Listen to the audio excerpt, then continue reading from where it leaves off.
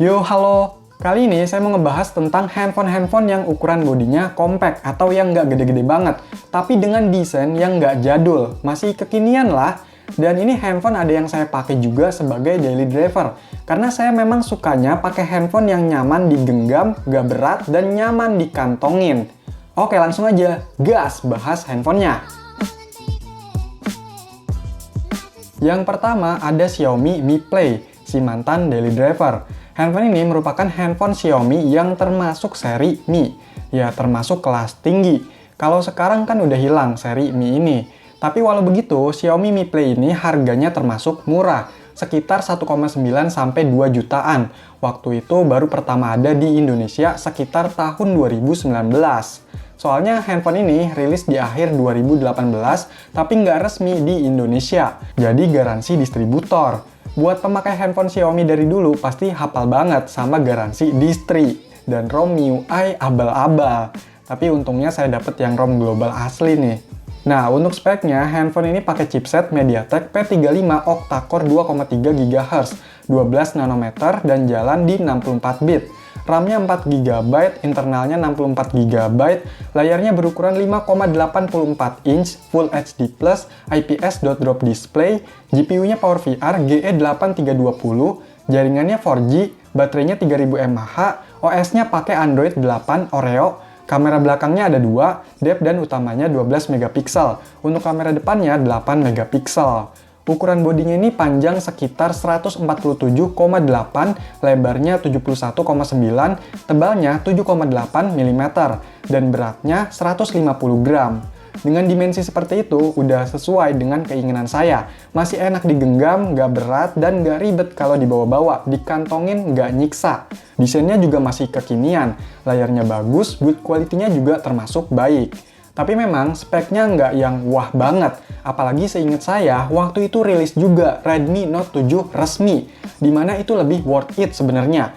Tapi karena saya waktu itu mentingin ukuran bodinya, terus lihat RAM dan internal juga waktu itu udah lumayan, jadi tetap pilih Xiaomi Mi Play ini. Untuk performa memang nggak bisa buat digeber yang berat-berat. Ya buat main game sekelas Mobile Legends masih seru-seru aja sih. Tapi memang saya nggak khususkan handphone ini buat ngegame. Lebih ke sosmed, chatting, cari-cari barang di toko online, dan kameranya. Ya, kamera belakangnya ini menurut saya udah lumayan bagus. Pakai sensor Sony IMX486. Kalau di tempat yang cukup cahaya, hasilnya itu udah bagus. Dan kebanyakan video di channel ini hasil rekaman dari handphone ini loh. Terus walaupun ini handphone Xiaomi yang biasanya rame di komunitasnya gitu, tapi Mi Play ini malah sepi. Ya mungkin kalah peminatnya dan sedikit usernya. Akhirnya untuk masalah oprek-oprek, custom ROM, handphone ini minim banget infonya. Bahkan versi Android-nya pun mentok di Android 8 Oreo.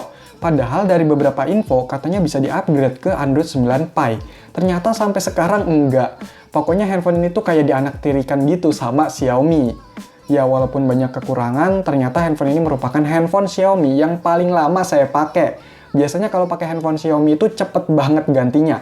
Sebenarnya handphone ini minim masalah juga, cuma karena unit punya saya ini udah lumayan sering kebanting-banting dan pernah ganti backdoor juga. Jadi untuk kondisinya, sekarang ini touchscreen-nya itu udah dihantui alias ghost touch atau mencet-mencet sendiri.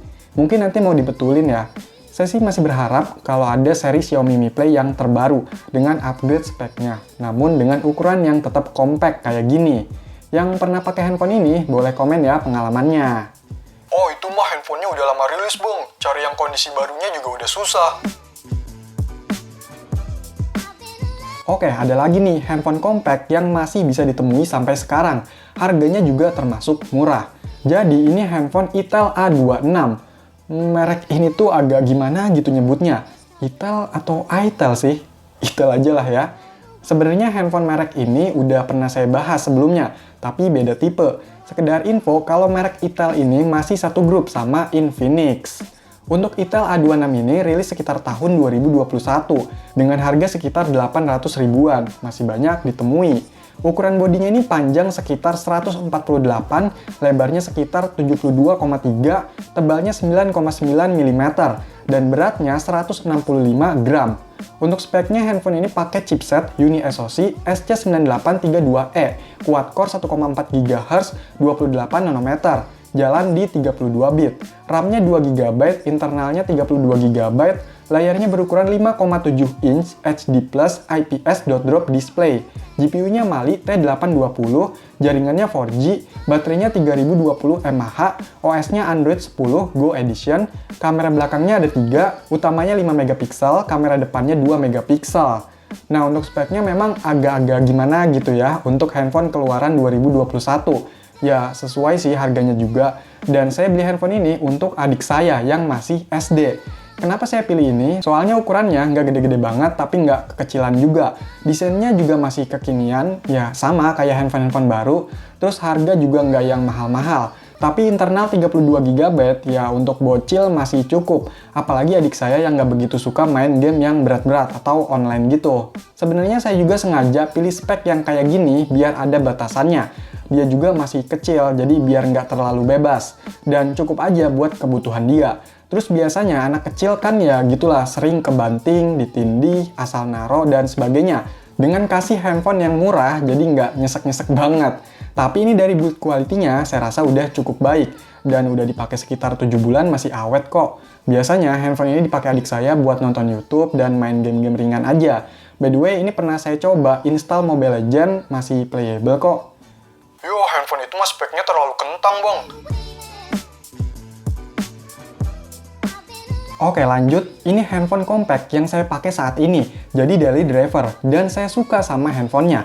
Jadi ini adalah Asus Zenfone 8. Handphone ini sebenarnya rilis sekitar bulan Mei di tahun 2021. Tapi rilis secara resmi di Indonesia itu bulan Oktobernya. Lumayan lama ya bedanya. Waktu itu saya beli dapat harga 7.750.000. Sebenarnya segitu agak mahal, pas waktu itu kebanyakan lagi promo. Tapi ya wajar, soalnya saya belinya yang warna silver, dimana ini warna yang lumayan susah ditemui. Nah, dengan harga segitu, handphone ini speknya menurut saya udah lebih dari cukup. Pakai chipset Snapdragon 888, RAM-nya 8 GB, internalnya 128 GB, layarnya berukuran 5,9 inch Full HD Plus Super AMOLED 120Hz dengan model tompel sebelah kiri.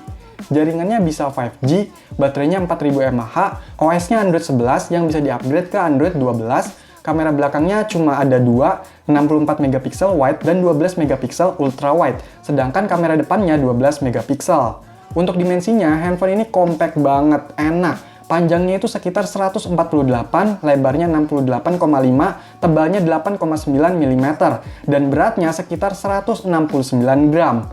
Handphone ini memang menggunakan chipset yang ada di handphone-handphone flagship, dan bisa dikatakan ini handphone kecil-kecil cabai rawit. Dari tampilannya memang biasa aja, desainnya sederhana, kamera juga cuma 2, dan bahan back covernya ini masih plastik loh. Kalau yang warna silver ini masih agak ketolong, kalau yang warna hitam itu benar-benar kelihatan kayak biasa banget. Untuk desain yang kelihatan biasa gini, kalau buat saya nggak begitu masalah. Saya emang sukanya pakai handphone yang nggak kelihatan terlalu mencolok, yang simple aja, toh nantinya ketutup case juga. Selain itu, Asus Zenfone 8 ini masih punya beberapa hal yang sekarang nggak ada di handphone flagship gitu. Misalnya kayak lubang jack audio masih ada, lampu notifikasi masih ada. Bahkan di paket penjualannya masih disertakan case dan adaptor charger 30 watt yang buat ngecharge-nya udah cepat, sekitar 1 jam udah bisa penuh baterainya. Nah, ngomongin baterai yang berkapasitas 4000 mAh, dibilang boros ya sebenarnya nggak terlalu.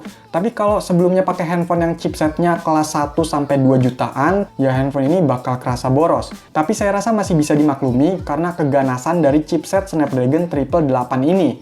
Toh ngecharge-nya juga cepet kok. Terus handphone ini juga gampang demam kalau dipakai aktivitas yang berat-berat. Contohnya ngegame.